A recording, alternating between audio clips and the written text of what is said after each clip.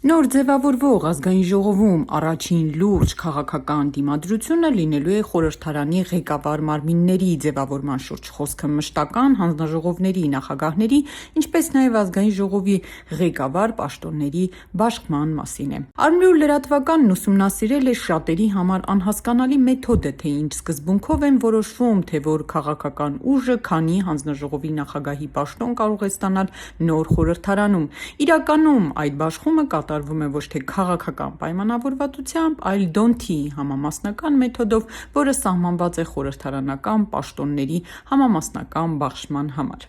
Ինչ է դոնթի մեթոդը։ Դոնթի բանաձևի հիմքում բավական պարզ տրամաբանություն է՝ յուրաքանչյուր քաղաքական ուժի ստացած մանդատների թիվը հերթականությամբ բաժանվում է 1, 2, 3, 4-ի և այդպես շարունակ։ Ստացած ամենամեծ գործակիցները հերթով ստանում են բաշխվող պաշտոնները, մինչև սպառվեն բոլոր պաշտոնները։ Այս դեպքում հաշվարկի հիմքում ընկած են արդեն ձևավորված ազգային ժողովի մանդատները։ Քաղաքացիական պայմանագիր կուսակցություն 64 մանդատ, Ուժեղ Հայաստան դաշինք 29 մանդատ, Հայաստան դաշինք 10 մանդատ։ Քանի որ ազգային ժողովն ունի 12 մշտական հանձնաժողով, ապա հաշվարկը կատարվում է հենց 12 պաշտոնի համար։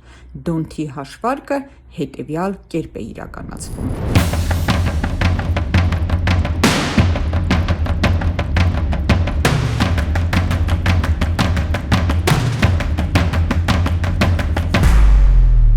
Ինչ կստացվի արդյունքում։ Եթե պաշտոնները բաշխվեն բացառապես դոնթի մեթոդով, ապա մշտական հանձնաժողովների նախագահների պաշտոնները կբաշխվեն հետևյալ կերպ։ Քաղաքացիական պայմանագիր կուսակցություն 8 հանձնաժողովի նախագահի պաշտոն, Ուժեղ Հայաստան դաշինք 3 հանձնաժողովի նախագահի պաշտոն և Հայաստան դաշինք 1 հանձնաժողովի նախագահի պաշտոն։ Այսինքն ընդդիմությունը ընդհանուր առմամբ կունենա 4 հանձնաժողովի նախագահի պաշտոն, որոնցից 3-ը բաժին կհասնեն Ուժեղ Հայաստան խմբակցության, իսկ 1-ը Հայաստան դաշինքին, բայց միայն դոնթի հաշվարկը բավարար չէ։ Ազգային ժողովի կանոնակարգ սահմանադրական օրենքով դոնթի հաշվարկից հետո սկսվում է քաղաքական ամենահետաքրքիր փուլը։ Քաղաքական ուժերը հերթականությամբ ազգային ժողովի բաց նիստում հայտարարում են, թե իրենց հասանելիք հերթական ընտրությամբ որ մշտական հանձնաժողովն են նախընտրում ղեկավարել։ Սա նշանակում է, որ սկզբում ընտրություն կատարելու առավելություն ունի այն քաղաքական ուժը, որը ստացել է առաջին իրավունքը դոնթի հաշվարկով, ապա հաջորդը և այդպես շարունակ, մինչև սպառվեն 12 հանձնաժողովները։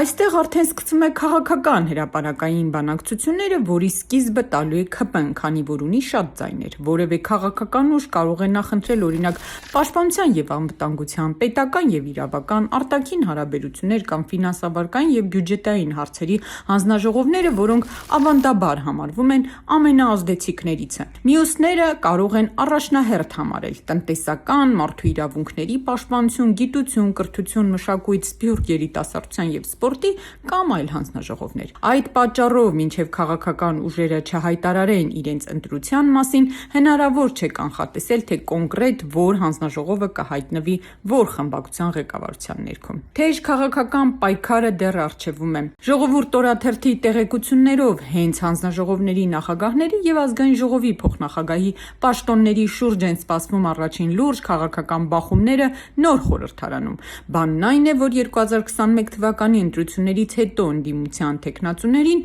մի քանի անգամ չընտրեցին ազգային ժողովի փոխխոսնակի դեպքում Իշխան Սաղաթելյանին, իսկ հանձնաժողովի փոխնախագահներից Արթուր Ղազենյանին 1 տասնյակից ավել անգամ մերժեցին։